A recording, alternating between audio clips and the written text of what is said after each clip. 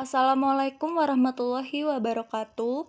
Saya Arum Dwi Syafitri, Prodi D3 Administrasi Keuangan dengan NIM 2008031020045. Kali ini saya akan menjelaskan tentang pasar uang.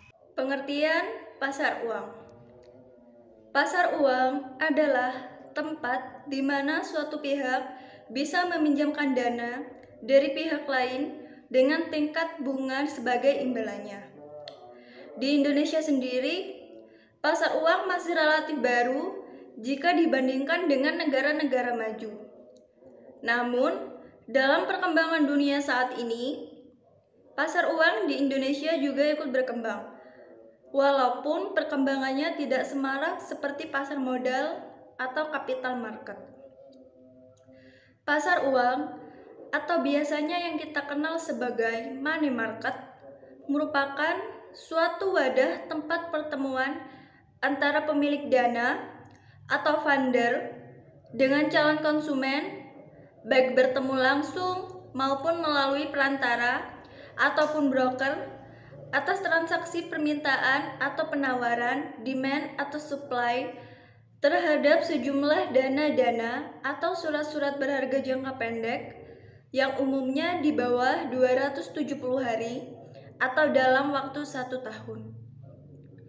Pasar uang merupakan tempat pertemuan abstrak di mana para pemilik dana jangka pendek dapat menawarkan kepada calon pemakai yang membutuhkannya, baik secara langsung maupun melalui perantara.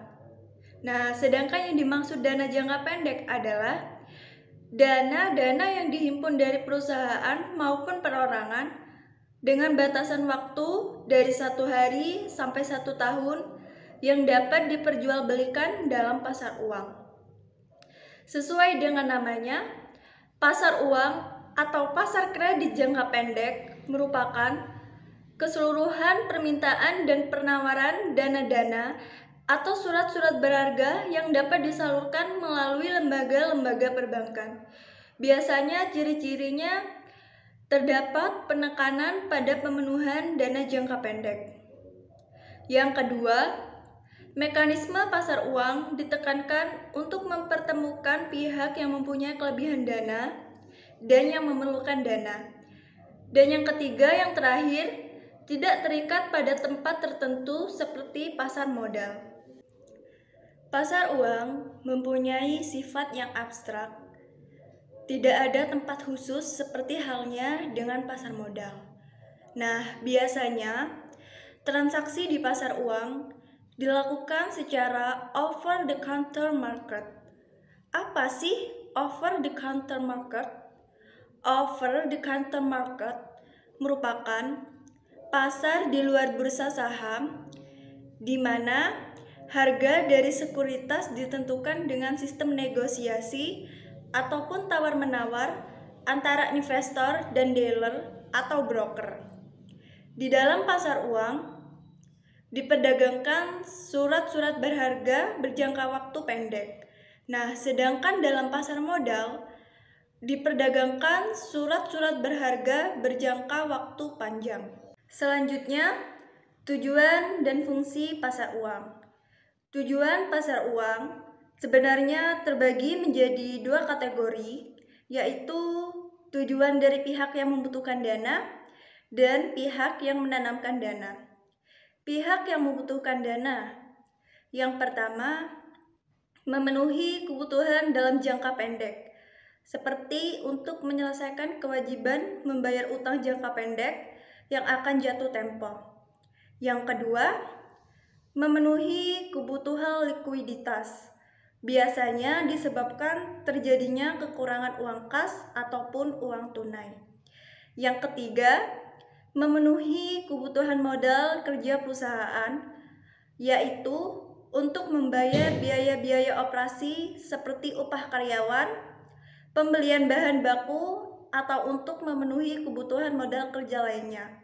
Yang keempat, yaitu yang terakhir, membantu pihak yang membutuhkan dana jika kalah clearing, yaitu dengan cara segera membayarnya.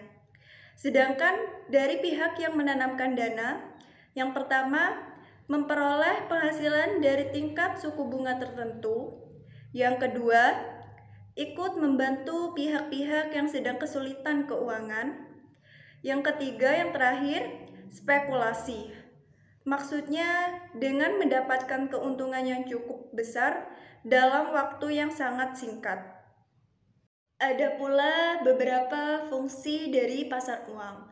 Fungsi yang pertama, menunjang program pemerataan pendapatan bagi masyarakat.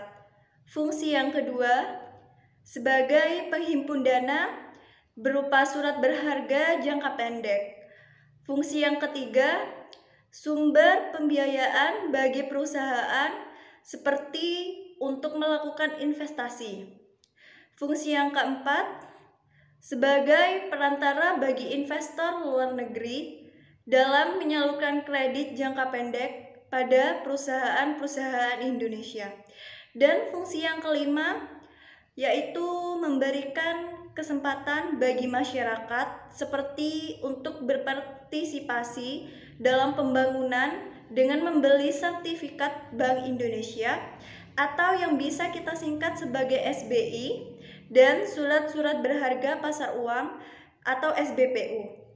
Nah, selain itu, fungsi dari pasar uang yaitu sebagai sarana alternatif bagi lembaga-lembaga keuangan, perusahaan non-keuangan, dan peserta-peserta lainnya, baik dalam memenuhi kebutuhan dana jangka pendek maupun dalam rangka meminjamkan dana atas kelebihan likuiditasnya. Dan selain itu, sebagai sarana pengendali moneter dalam melaksanakan operasi terbuka. Mengapa? Karena di Indonesia, pelaksanaan operasi terbuka oleh Bank Sentral Indonesia dilakukan melalui pasar uang dengan sertifikat Bank Indonesia atau yang bisa kita singkat sebagai SBI dan surat-surat berharga pasar uang atau SBPU sebagai instrumennya. Selain itu, lembaga-lembaga yang aktif di pasar uang adalah bank komersial, bank dagang, penyalur uang, dan bank sentral pemerintah. Selanjutnya, ada jenis-jenis transaksi di pasar uang. Terdapat 5 jenis transaksi di pasar uang. Yang pertama, yaitu pasar uang antar bank. Merupakan transaksi untuk menyerahkan sejumlah kelebihan dana dari suatu bank kepada bank yang lain, di mana bank yang menerima dana sedang kalah keliling. Kalah keliling artinya sebuah bank yang kekurangan dana untuk membayar kepada nasabahnya. Yang kedua, sertifikat Bank Indonesia atau SBI. Sertifikat Bank Indonesia merupakan sejenis surat berharga yang dikeluarkan oleh Bank Indonesia selaku bank sentral dan ditujukan untuk dibeli oleh bank umum dengan nominal yang sangat besar. Sedangkan tujuannya Bank Indonesia mengeluarkan sertifikat Bank Indonesia atau SBI untuk mengurangi peredaran uang di dalam masyarakat. Yang ketiga, surat berharga pasar uang atau SBPU adalah surat berharga yang dikeluarkan oleh bank umum dan dibeli oleh Bank Indonesia dengan nominal yang cukup besar. Namun, tujuannya yaitu untuk meningkatkan likuiditas bank umum dan menekan laju inflasi. Likuiditas adalah kemampuan untuk memenuhi kewajiban jangka pendek. Yang keempat yaitu sertifikat deposito, merupakan semacam surat berharga yang dikeluarkan oleh bank dalam nilai nominal tertentu sebagai surat atas unjuk. Dan yang kelima, yang terakhir, pasar valuta asing atau biasa kita singkat sebagai pasar falas, merupakan tempat seseorang dapat membeli ataupun menjual sejenis mata uang asing atau menukar dengan mata uang rupiah. Nah, pasar valuta asing sering disebut sebagai bursa valuta asing. Sedangkan lembaga yang mengkhususkan kegiatannya dalam pertukaran uang asing disebut money changer. Selanjutnya yang terakhir, pelaku-pelaku di pasar uang. Yang pertama, bank yang terdiri dari bank sentral dan bank komersial. Yang kedua, yayasan. Yang ketiga, dana pensiun. Yang keempat, perusahaan asuransi. Yang kelima, perusahaan-perusahaan besar MNC atau multinational company. Yang keenam, lembaga-lembaga pemerintah, misalnya seperti Bank Indonesia menerbitkan sertifikat Bank Indonesia atau SBI. Yang ketujuh, lembaga keuangan atau yang bisa kita sebut sebagai financial institution. Yang kedelapan, individuals, misalnya rumah tangga membeli sertifikat Bank Indonesia. Yang kesembilan, broker. Dan yang terakhir yaitu yang ke-10, perusahaan-perusahaan umum.